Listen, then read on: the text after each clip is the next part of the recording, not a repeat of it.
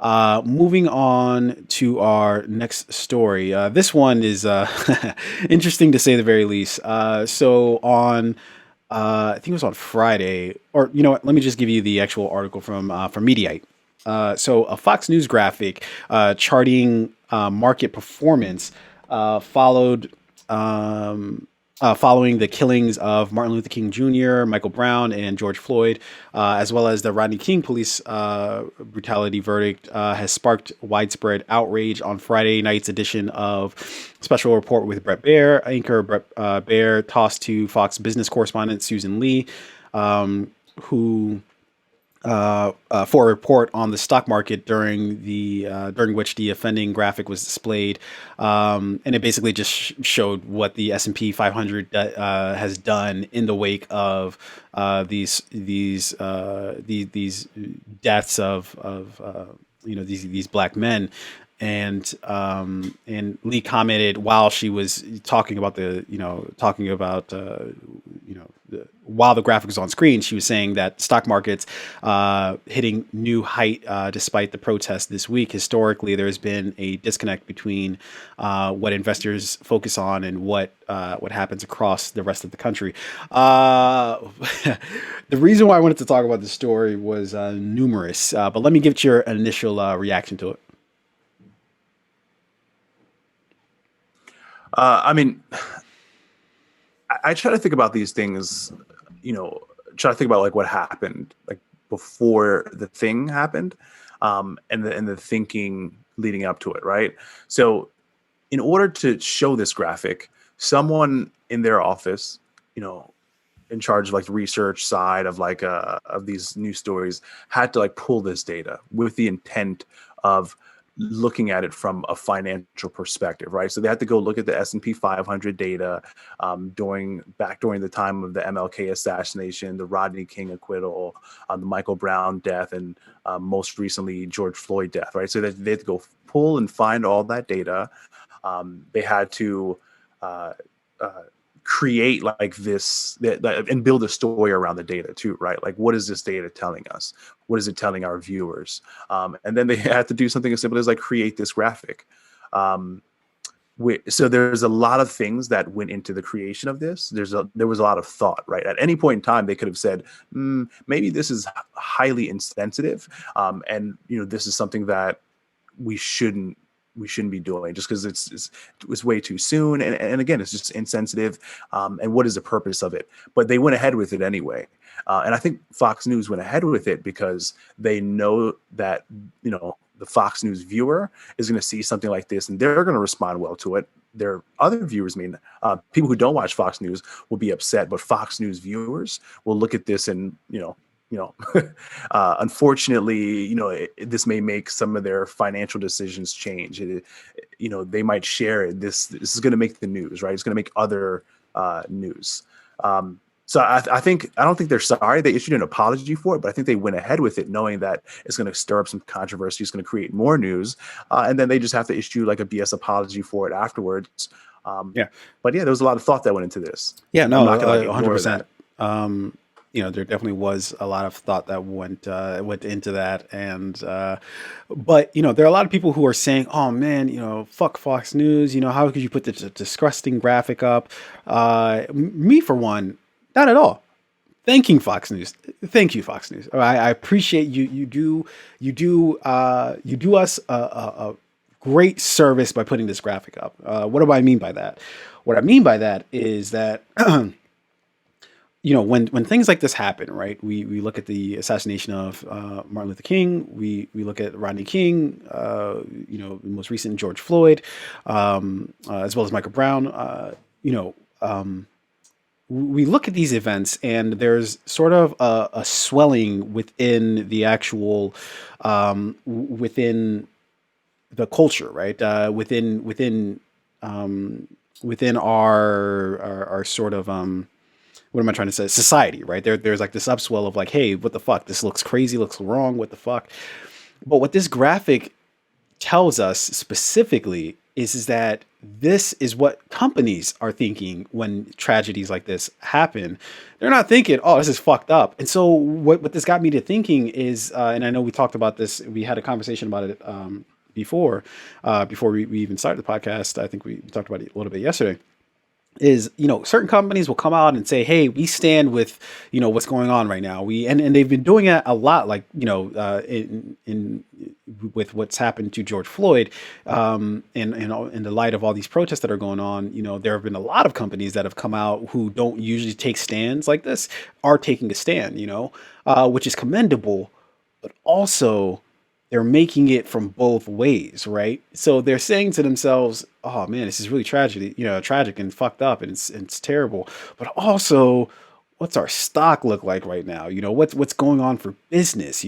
And so, isn't it an incredible thing that even in the light of what we seem to think as like resistance to the idea of racism, or systemic racism, those type of things, these companies are still winning, that they can rig the system so much that even in our resistance, they're still profiting, off of it, which is an incredible thought to think.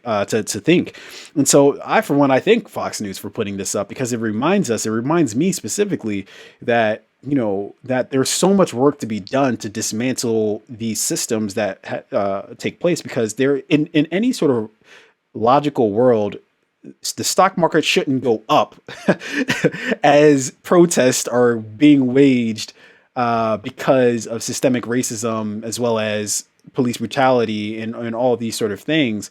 That shouldn't happen that way, and yet it definitely does. And so Fox News is reminding us of that, which I think is a good thing. They should remind us that, hey, even though you guys think you're resisting, we're profiting off of that resistance as well. So, so even when you think you're winning, you're actually still losing, and so I think that's a sobering thought that I think, we all could stand to remind ourselves as the time goes on. And again, as these protests kind of die down, as things kind of move back towards some sort of semblance of quote unquote normalcy, I want us to all keep this graphic in mind, because it'll remind you that there's a lot of work to be done. And it doesn't just stop with, oh, we protested, so we think that the game's over. No, it goes far and well beyond that. So yeah. Yeah, I mean, I 100% agree with that. I think for a lot of people, protesting and like posting on social media seems like, hey, I'm a part of the I was a part of the movement, I'm a part of the solution. And then something like this just kind of shows you that not really, because the people who are, rich people and these like big corporations, like they're still making money, right? They're still benefiting financially.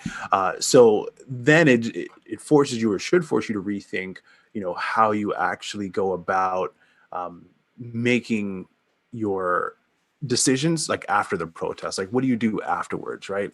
Do you go about, did you like go out with your sign, and did you post Black Lives Matter on Instagram, and is that where it ends? Or do you now financially start to make different decisions by spending your money with companies that support justice and equality and things like that, and then not spending your money with companies that clearly don't support those things?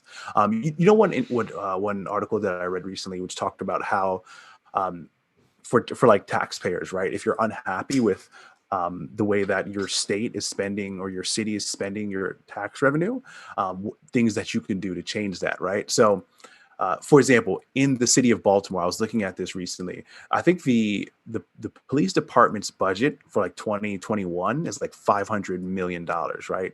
Or I think it's like 557 million. The amount of money being allocated to like education for the state is like 100 million. The amount of money being allocated to like programs to help people with like homelessness and unemployment is like 50 million. The amount of money being dedicated to like infrastructure and creating new jobs and things like that is like 75 million. So it's like there's such a massive difference. I mean, $500 million to the police department, but only like 50 million for education. There's something wrong there, right? And how do you impact that? And I think this is something that I'm going to do moving forward too, is like, not having your taxes taken out of your pay on like a weekly, monthly, or weekly, bi-weekly, or monthly basis, but just like paying your taxes yourself at the end of the year, right? So that your tax money isn't constantly being misused and you kind of have more control over it. At the end of the year, you're still gonna have to pay what you have to pay. But I think, like, when you look at deductions and write-offs, and if you do it the smart way, you're paying less in taxes, and that may impact how Yeah. that money is used or Um, misused.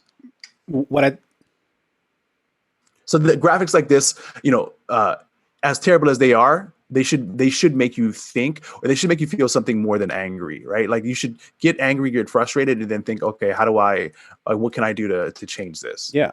Is the short And version. what I think is interesting about what you're saying is, as far as taxes go, you're absolutely right about that. But what's interesting is, and I hear that everybody's there's a lot of upswell for defunding the police, right? Which is, I'm not gonna lie, like I had my skepticism about things like that before, but kind of looking into it, it's kind of like, yeah, I don't know, I don't know what other options we might have here outside of like basically abolishing police, right? But that argument aside, right? Like even if you take Baltimore for as an example, right? What's interesting is to see this in connection to like what people are actually like running on. Like so, for instance, we just had an election here in Baltimore that I still don't even think is settled yet, right? They're still trying to figure out who the mayor is for Baltimore. And pretty much what every candidate kind of ran on, besides a few candidates here and there, was basically, oh, we've got to do something about crime. We've got to do something about crime. Crime is too much crime, right? We've got to do something about it. So it's like, well, I wonder, well, how can both things be true? How can you want to do something about crime, but also then defund the police without like a coherent like plan in its place, And so, which is a way longer project than just like one term or 1 year or whatever the case is, right?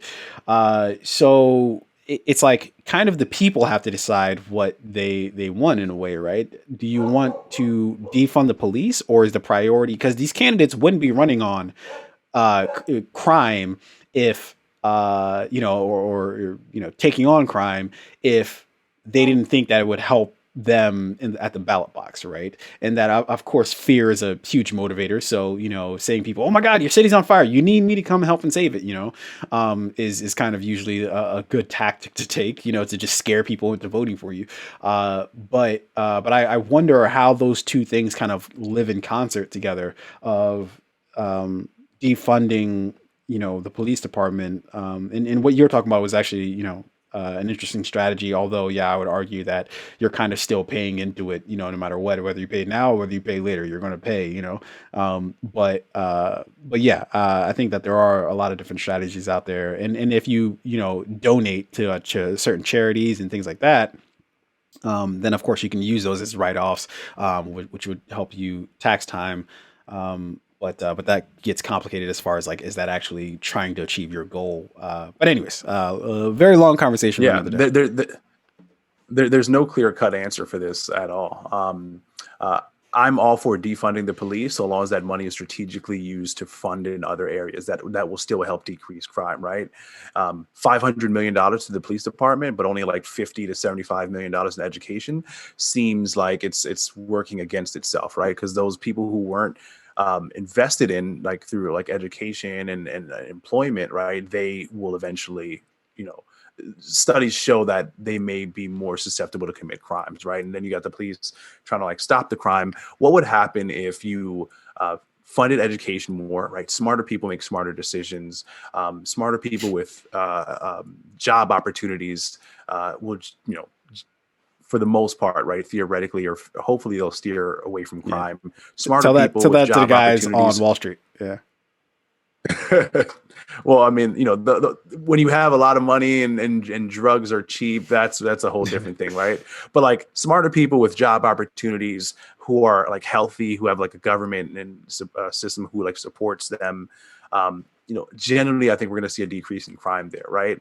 And that only happens if you take some of that money being funded, being funneled to the police department, and you invest that back into the community. I think you'll have a better balance then than like a lot of money being given to police and no money being given to to the Yeah, people. no, I think you're 100% right. But yeah, we're not just trying to have the conversation about ourselves. We want to hear your thoughts on it. So let us know what you think about that Fox News graphic that they showed. Let us know in the comment section below what you think about that, and what do you think about everything going on right now, just as a whole. So yeah. With that being said, we will trek forward here with yet another story.